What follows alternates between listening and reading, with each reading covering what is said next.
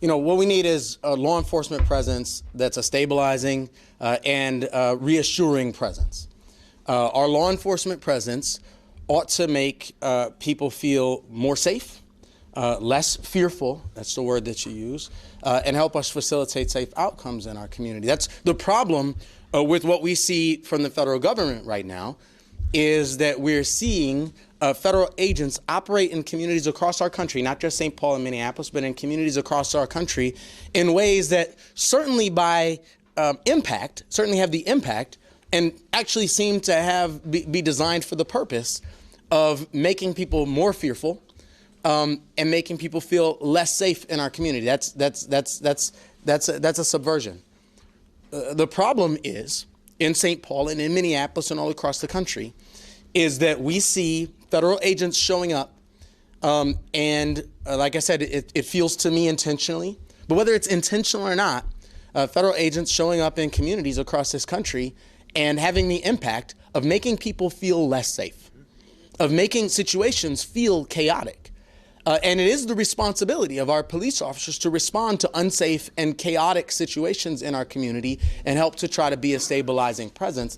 And that's what I said earlier, and I think Chief O'Hare acknowledged this as well. And the truth is, you can interrupt me if you like, I don't even actually like the phrase crowd control, because our goal has to be what I said at the beginning, to be a stabilizing presence, to be a reassuring presence, and as you've heard many people say today, to facilitate, not control a crowd, but to facilitate the crowd's ability to safely express their First Amendment rights.